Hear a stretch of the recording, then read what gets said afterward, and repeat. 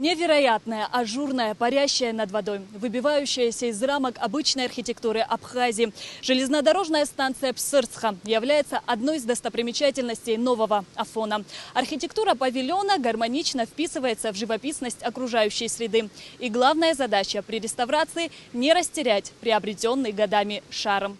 Железнодорожная станция Псырцха пленяет с первых секунд своей безмятежностью, спокойствием и насыщенностью красок. А архитектура этого места завораживает, подчеркивает красоту и придает очарование пейзажу. В советские годы станция Псырцха была активно функционирующим вокзалом. Живописный павильон и прилегающая к нему платформа возведены здесь в далеком 1944 году. Река Псырцха, протекающая рядом, прогнозируемо дала название станции, но у истоков дело обстояло иным образом. Изначально станцию открыли под названием «Дача». Павильон долгие годы оставался без ухода. Крыша стала протекать, выбитые стекла, а на колоннах и стенах посетители, оставляя надписи, довели здание до неприглядного состояния. Одним словом, любимое туристами и местными жителями живописное местечко вроде бы принадлежало всем и одновременно никому, оставаясь беспризорным. Ремонтно-восстановительные работы объекта были начаты местными предпринимателями еще в прошлом году. Привлекались специалисты разных профилей. В виде работы много. Сейчас на станции, не покладая рук, работают 4 молодых абхазских скульпторов. Давид Чкоту окончил Сухумское художественное училище имени Чачева, а также Московский государственный академический художественный институт имени Сурикова. Несколько его скульптурных работ установлено в Москве. Предложение восстановить прежний вид станции Давид принял с удовольствием. Процесс работы был начат в декабре с очистки красочных слоев специальными химическими веществами. Все сохранившиеся элементы лепнины мы довосстанавливаем, если каких-то деталей не хватает на них. Снимаем с них форму и уже, то есть с полностью оригинальных деталей мы восстанавливаем и остальные части. То есть, допустим, если мы посмотрим на межарочные вот эти своды, между ними есть кронштейны. Все вот эти кронштейны, если мы заметим, они, большая часть из них утеряны, утрачены, и все эти детали нам нужно восстановить. Бережно и кропотливо молодые скульпторы восстанавливают каждую деталь. Какие-то части восстанавливаются вручную. Специалисты также обрабатывают каждый участок специальными средствами, чтобы предотвратить дальнейшее разрушение станции. Это довольно длительный процесс. Каждая деталь может занимать, допустим, если это небольшой кусочек в несколько сантиметров, он может занимать несколько часов работы.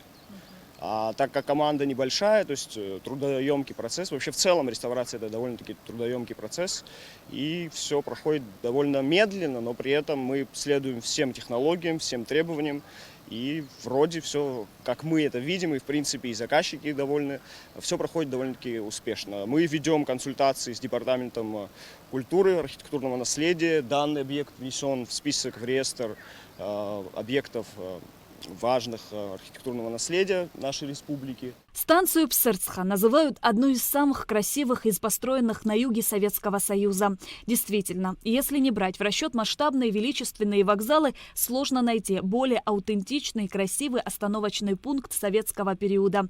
В поясной части возле станции установлены вазоны. Все они практически утрачены. Однако один из них, наиболее сохранившийся, будет восстановлен также вручную. Именно он и станет основой для установления последующих вазонов. Их по количеству 13. Все вот эти детали, решетки и внутренняя часть, она сделана из чугуна.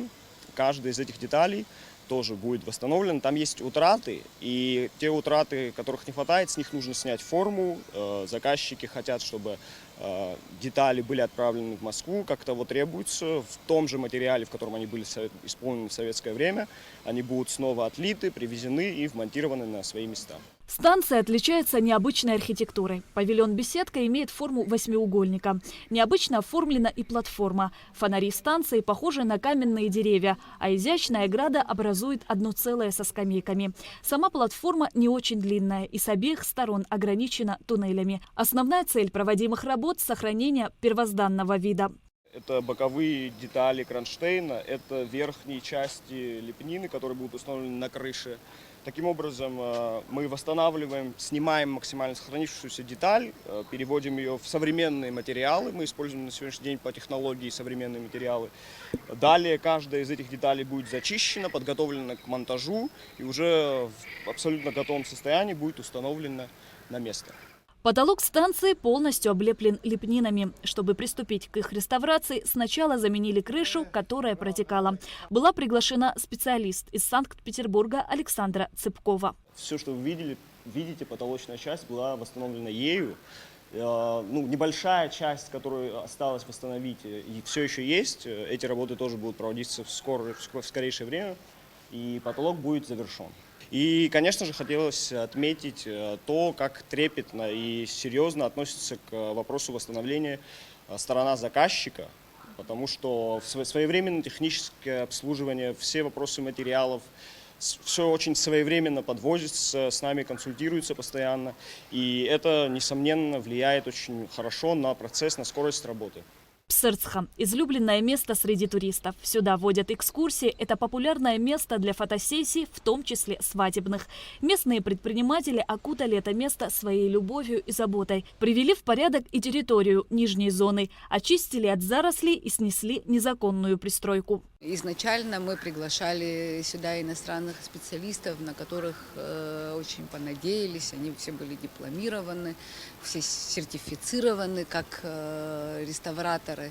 Но нам пришлось с ними распрощаться, и по воле судьбы так получилось, что наши местные реставраторы, это очень важно. Мы недавно даже начали замечать, что они сидят вот на этих лесах и разговаривают между собой на абхазском. И те, которые очень... Здесь большой поток отдыхающих, которые проходят ежедневно, они начали подмечать, удивляться, что как так, вот в Абхазии свои местные реставраторы, и все подмечают их работу, работа их уникальна, можно даже сказать, ювелирная работа.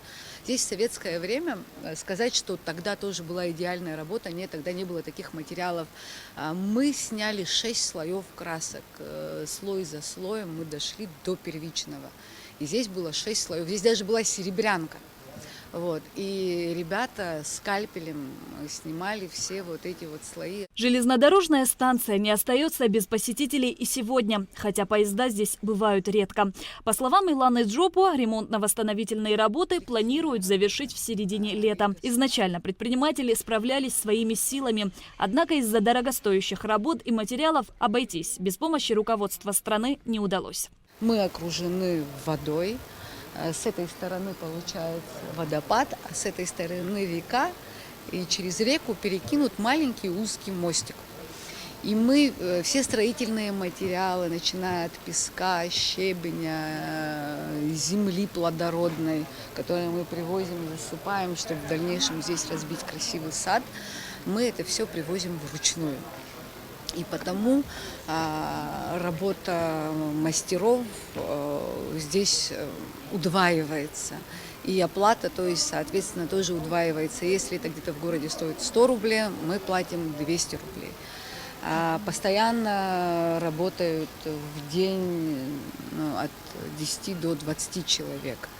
Есть планы и на следующий год. Но чтобы ее выровнять, ее необходимо демонтировать и поднять, снять все полотно, которое есть.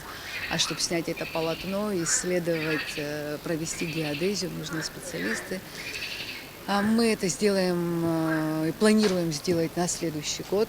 Так что так и в следующем году мы планируем почистить дно этого водоема. Относясь к каждой детали бережно и восстанавливая то, что было создано 80 лет назад. Непременно люди, инициировавшие подобное, оставляют свой след в истории. А увидеть, что получится из инициативы местных предпринимателей и работы квалифицированных скульпторов, по предварительным расчетам, можно уже этим летом. Шазина Ханагуа, Раму Камке, Константин Парулова, Абхазское телевидение.